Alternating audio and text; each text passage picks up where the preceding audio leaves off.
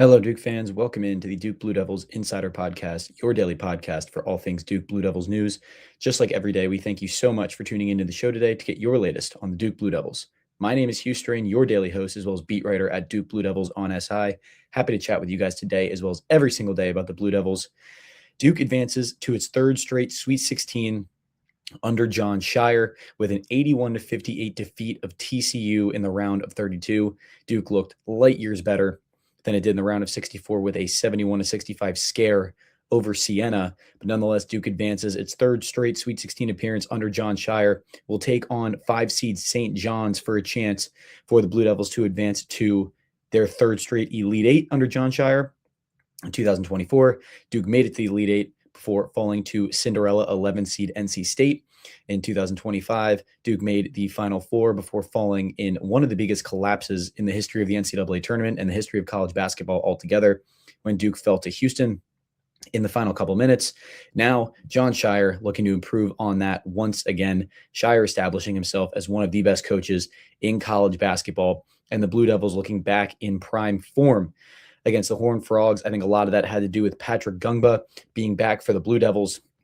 He had been out since March 2nd against NC State, dealing with foot soreness. John Scheyer and the rest of his staff being a lot more cautious than maybe a team with a player like that usually would. Gungba has dealt with foot injuries for practically the entirety of his college career. So I think John Scheyer waiting to make sure he was not necessarily fully healthy, but healthy enough to be out there consistently. He only played 13 minutes, but it was an extremely impactful 13 minutes for Gungba against the Horned Frogs. Goes for 4 points, 4 boards, and 4 assists on 2 of 2 shooting from the field. Plus minus of plus 20 for Gungba in that time. And it's very easy to see how much better Duke is defensively with Gungba on the floor. The numbers replicate that. And just really based off the pure eye test, Patrick Gungba is an elite defensive anchor down low. He moves his body really well and can switch so much better this season than he could last season onto multiple positions on the floor. Really nice shot blocker, leads the team in blocks, but also just a really dominant presence in terms of altering shots at the basket. As we all know, the Blue Devils like to get their work done inside the paint and dominate the painted area. And with Gungba on the floor, that is so much easier for Duke to do. In his absence, Malik Brown was starting at the 5, and he was extremely productive during his time. But again, that makes Duke's biggest player on the floor 6'9", especially at the center position. That will not get it done later in the tournament. So John Scheyer has Patrick Gungba back in the lineup. He was not the only Duke starter to be out for extended time, though. Caleb Foster, the starting junior point guard for the Blue Devils, the veteran guard, has been out since the first half of Duke's regular season finale against North Carolina at Cameron Indoor Stadium. Caleb Foster endured a fractured right foot in that game. He has been out since then, was out for the entirety of the ACC tournament. Duke went through the stretch without 2 of its veteran starters in Gungba and Foster without losing a single game. But obviously, especially in the NCAA tournament, with a very youthful team that the Blue Devils are, having those veteran presences on the floor is extremely important. Gungba expected to be back for the remainder of the NCAA tournament, barring any setbacks, potentially in a bit of a minutes restriction, but I don't think anything too extreme. Probably ramp up those minutes from the 13 he played in the round of 32 against St. John's with a good front court of guys like Dylan Mitchell and Zuby Ejiofor and Bryce Hopkins. Probably going to need Patrick Gungba back on the floor for at least 20 minutes.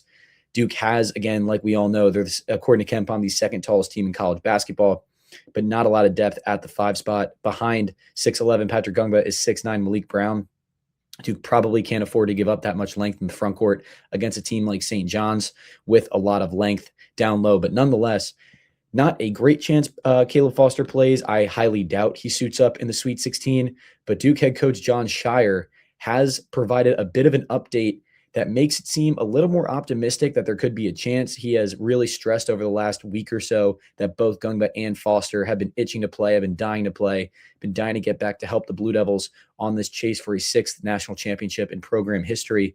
And now that Gungba's back, it's really only Foster before Duke is back to prime form. And obviously we all know how dominant Duke was with its fully healthy lineup. It hadn't lost Caleb Foster all season. It did miss Patrick Gungba for a game, but Duke led the nation in quadrant 1 wins, number 1 team at KenPom, number 1 team in the AP poll, number 1 team in the net. Recently picked up maybe the best win of the entire season on a neutral floor against Michigan back in February when Michigan looked quite literally unbeatable, has wins over teams like North Carolina, Kansas, Michigan State, among others on the season.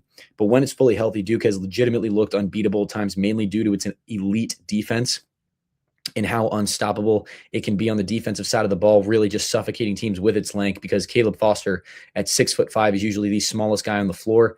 Caden Boozer has also been absolutely fantastic in his extended minutes with Foster out, but obviously the team is looking to get Caleb Foster back for an extended period of time.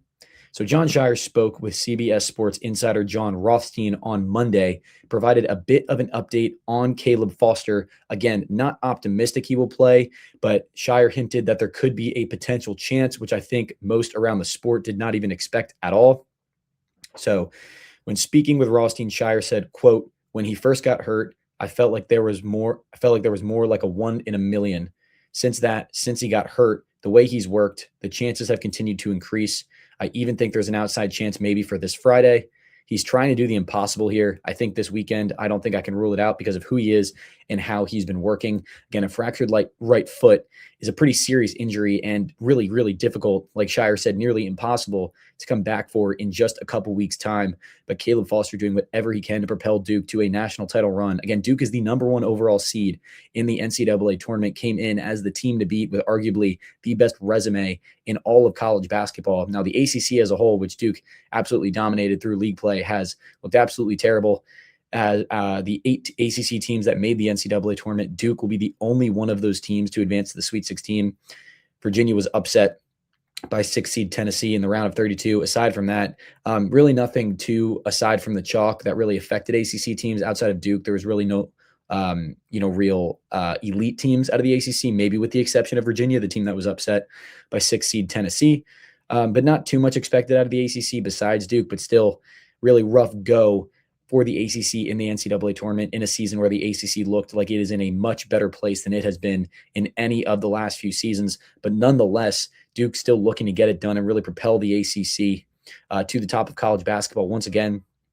But aside from getting Caleb Foster back from just a perspective of a veteran starter who is obviously so important, especially at the guard spot in an event like the NCAA tournament, specifically as you move into the second and third weekends of the event. Again, this is a Foster who has been there before. He was with Duke for the Final Four in 2025. Granted, sort of fell out of the rotation almost entirely with a really disappointing sophomore campaign. Was there with Duke when it went to the Elite Eight against NC State. He's been a part of 2 ACC tournament championship teams, just seen a lot of success and has been in a lot of adversarial positions, and a guy that obviously understands this program. He has had one heck of a bounce back season with the Blue Devils after one really, really disappointing sophomore season. On the year, Caleb Foster is averaging career high in points per game at 8.5, rebounds per game at 3.6, assists per game at 2.8, and field goal percentage at 44.2. He's also shooting over 40% from 3 on 3.1 attempts a night. Again, at 6'5", and over 200 pounds, a really, really versatile defender. I think he's Duke's best perimeter defender, just with his physicality and the way he's able to get his hands to sort of disrupt the ball handler. Dame Sarr is also fantastic as a 6'8" wing. But I think Caleb Foster is Duke's best perimeter defender. He's also one of the best rebounding guards in all of college basketball. And aside from how good Caden Boozer has been in the absence of Caleb Foster, we obviously know how important Caleb Foster is to this Duke basketball team. But just a little bit on Caleb Foster, he has played at least 36 minutes in each of Duke's last 4 games since Caleb Foster can be out. Again, we talk about Duke struggling with center depth. It also struggles with point guard depth. Outside of Foster, Caden Boozer is really the only true point guard on the roster. Now, Duke more well fit to handle Boozer, kind of handling the load at 6'4", not really giving up a ton of length, but he's starting to get more comfortable really running the show and is starting to impact the game in ways he sees fit in that specific game. Against TCU, he went for 9 points, 4 rebounds, 5 assists, and 2 turnovers. In a really solid performance for Duke. Across his last 2 games, tallied 10 assists to just 2 turnovers. So Caden Boozer has been really impactful, but obviously Duke is hoping to get back Caleb Foster. Scheyer says there is a, quote, outside chance that Scheyer suits up on Friday for Duke in the Sweet 16 against St. John's. Duke will take on the Red Storm at Capital One Arena in Washington, D.C., where it's already beat the previous #1 team, Michigan. That game is slated to tip off at 7:10 p.m. Eastern time. That is going to do it for us here today at the Duke Blue Devils Insider Podcast. Just like every day, we thank you so much for tuning into the show today to get your latest on the Duke Blue Devils. Once again, my name is Hugh Strain, your daily host, as well as beat writer at Duke Blue Devils on SI. Make sure to check us out at si.com/college/Duke every single day to get your latest on the Duke Blue Devils. My name is Hugh Strain once again, and I'll see you tomorrow.